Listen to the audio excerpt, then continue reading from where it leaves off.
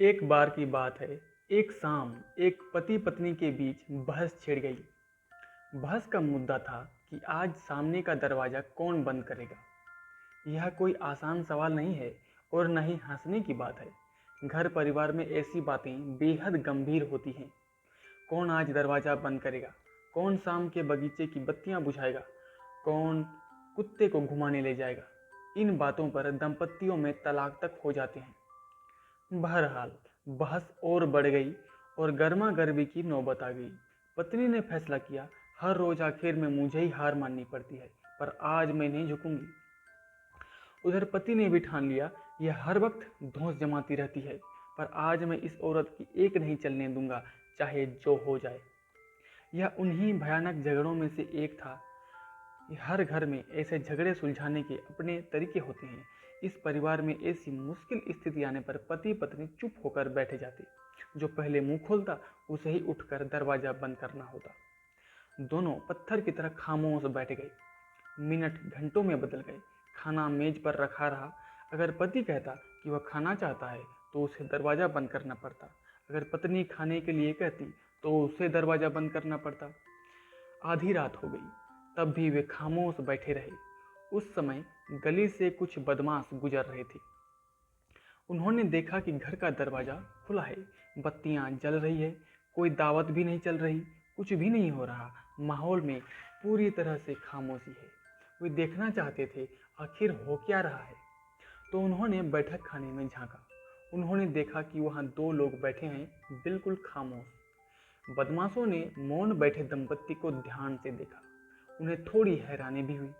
फिर उन्होंने सोचा कि थोड़ा जोखिम उठाकर देखा जाए। उन्होंने बैठक खाने में रखी कुछ कीमती चीजें उठा ली। दोनों ने कुछ नहीं कहा। बदमाशों को मजा आने लगा। उनका दुस्साहस बढ़ा और वे खाने की मेज पर बैठ गए और खाना परोसकर खाने लगे। दंपत्ति तब भी बहादुरी दिखाते हुए चुपचाप बैठे रहे। अब बदमाशों की उत्सुकता और बढ़ गई। आखिर यहाँ हो क्या रहा है। वे और ज्यादा दुस्साहसी हो गए। उनमें से एक ने पत्नी को चूम लिया। तब भी दंपत्ति ने जुबान नहीं खोली, क्योंकि जो बोलता उसे दरवाजा बंद करना पड़ता। दांव बहुत बड़ा था। दोनों में से कोई हार नहीं मानना चाहता था। अब बदमाश थोड़ा डर गए। उन्होंने इस अजीब घर से उसी वक्त निकल जाने का फैसला किया, लेकिन जाने से पहले वे अपनी कोई निशानी छोड़कर जाना चाहते थे। उन्होंने यह फैसला किया कि पति की मूछें मोड़ दी जाएं। उनमें से एक आदमी हाथ में उस्तरा लेकर पति की तरफ बढ़ा। आखिरकार पति ने चुप्पी तोड़ी। उसने कहा, चलो जाने दो, मैं ही दरवाजा बंद कर दूंगा। हो सकता है कि हालात अलग हों, लेकिन क्या आपकी जिंदगी में ऐसी स्थितियां नहीं आती जो इस तरह के सवालों पर टिकी होती हैं। जिम्मेदार कौन है? कौन है जिम्मेदार? यह एक बड़ा सवाल है। आइए इस सवाल को ज़्यादा सटीक तरीके से रखते हैं। आप अभी जैसे हैं उसके लिए कौन जिम्मेदार है? आपके जीन्स, आपके पिता, आपके माता, आपकी पत्नी, आपके पति, आपके शिक्षक, आपका बॉस, आपकी सास, ईश्वर, सरकार, या ये सभी? हर जगह यही स्थिति है। किसी से पूछिए आप ऐसी स्थिति में क्यों हैं, तुरंत जवाब मिलता है, आपको पता है जब मैं बच्चा था मेरे माता पिता वगैरह वगैरह। जवाब में थोड़े बहुत फेरबदल के साथ वही पुरानी कहानी होती है। क्लेश पैदा करने का एक प्राचीन विज्ञान है और इसके लिए इंसानों को किसी प्रोत्साहन की ज़रूरत नहीं होती। कोई ऐसा नहीं है जो इसमें माहिर न हो। हर रोज़ सैकड़ों अलग अलग तरीकों से आप दूसरों पर दोष मढ़ते हैं। आप सब ने मिलकर दोषारोपण के पुराने खेल को परिष्कृत करके एक ललित कला में बदल दिया है।